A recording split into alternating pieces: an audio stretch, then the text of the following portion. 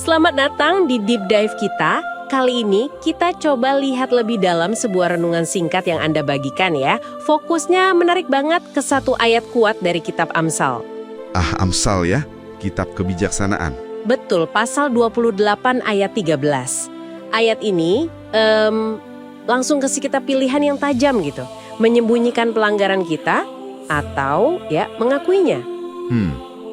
Kontras yang jelas sekali. Iya, dan renungan Anda itu menyoroti satu hal, betapa melelahkannya gitu upaya buat menyembunyikan dosa. Nah, mari kita coba bedah bareng. Apa sih harga dari menyembunyikan itu? Dan sebaliknya, apa hadiah dari keterbukaan menurut sumber ini? Oke, betul sekali itu. Inti Amsal 28:13 itu kan jelas bilang, siapa menyembunyikan pelanggarannya tidak akan beruntung. Tidak akan beruntung. Nah, renungan yang Anda kirim ini jadi menarik. Karena dia menafsirkan tidak beruntung itu bukan sekedar sial atau kurang rejeki gitu. Oh, jadi lebih dalam ya? Iya, lebih dalam. Ini dilihat sebagai kondisi di mana bisa dibilang berkat Tuhan itu aktif terhalang. Kayak ada sumbatan, gitulah. Wah, sumbatan ya? Ya, sumbatan dalam aliran hubungan kita dengan Tuhan. Ini kan jadi pertanyaan penting ya. Kenapa sih, menurut teks ini, menyembunyikan kesalahan yang mungkin rasanya kayak melindungi diri ya, kok malah punya konsekuensi seberat itu? Kayak kita bangun tembok sendiri, padahal kita butuh jembatan kan? Benar-benar, jadi kayak ada penghalang yang kita bangun sendiri ya. Dan memang kerasa sih, usaha nutup-nutupin itu kan makan energi, bikin nggak tenang juga. Bener banget. Renungan ini kayaknya menekankan beban psikologis dan spiritualnya itu ya. Tapi kan ayat itu ada lanjutannya, ada sisi sebaliknya. Kontrasnya jadi jelas di situ. Gimana renungan ini gambarin jalan keluarnya. Nah, ini bagian yang menurut saya pribadi sangat menarik dari renungan Anda. Sisi sebaliknya itu bunyinya, tetapi siapa mengakuinya dan meninggalkannya akan disayangi.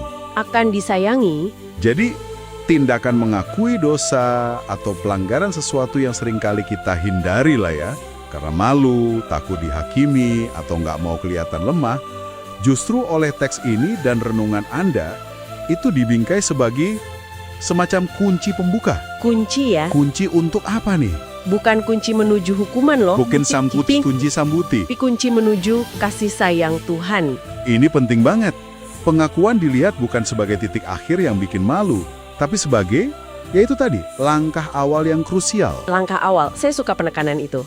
Jadi ini bukan soal kita kalah atau menyerah gitu ya, tapi lebih ke memilih jalan yang berbeda. Tepat, memilih jalan pemulihan. Tapi mungkin ada yang mikir nih, kasih sayang Tuhan itu bentuknya gimana sih menurut renungan ini? Apa cuma sekedar oke dimaafin selesai, atau ada pemulihan yang lebih utuh? Pertanyaan bagus. Renungan Anda ini kayaknya mengarah ke pemulihan hubungan sih. Jadi kasih sayang di sini bisa kita pahami sebagai ya penerimaan kembali, jelas pengampunan yang membebaskan, dan yang paling penting pemulihan relasi dengan Tuhan. Relasi ya? Iya, relasi yang sebelumnya terhalang oleh dosa yang disembunyikan itu. Pengakuan itu jadi momen kita meruntuhkan tembok yang tadi kita bahas. Oke. Ini menggeser fokusnya, bukan lagi soal rasa malu pribadi kita, tapi ke potensi rekonsiliasi, potensi dapat kedamaian batin lagi yang hilang waktu kita nyembunyiin sesuatu. Jadi, ini bukan sekedar transaksi aku ngaku dosa, dapat ampunan, tapi lebih ke proses relasional untuk kembali dekat. Oke, jadi intinya ini soal relasi ya, bukan sekedar patuh aturan. Menyembunyikan itu merusak relasi, sementara mengakui memulai perbaikan. Prosesnya mungkin nggak instan, tapi langkah pertamanya jelas. Terbuka. Betul, keterbukaan itu kuncinya. Jadi kalau kita coba tarik benang merahnya nih untuk Anda yang mengirimkan renungan ini, apa ya intisari utamanya? Ya, intinya gini, renungan ini menyajikan sebuah persimpangan jalan yang jelas banget berdasarkan Amsal 28:13 itu. Pilihan pertama, ya terus saja menyembunyikan pelanggaran. Konsekuensinya, menurut sumber ini, ya kelelahan batin tadi, dan terhalangnya aliran berkat atau hubungan baik dengan Tuhan. Kondisi tidak beruntung secara spiritual. Oke, lalu pilihan kedua? Pilihan kedua, ya ambil langkah yang mungkin terasa sulit, yaitu mengakui dan meninggalkan pelanggaran itu.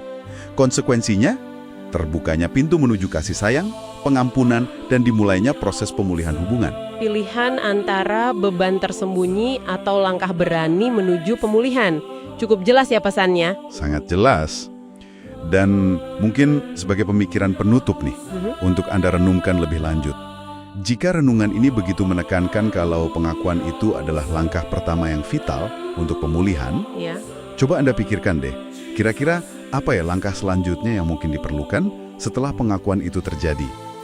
Apa yang dibutuhkan untuk benar-benar membangun kembali, memperkuat lagi hubungan itu setelah pintu keterbukaan tadi dibuka?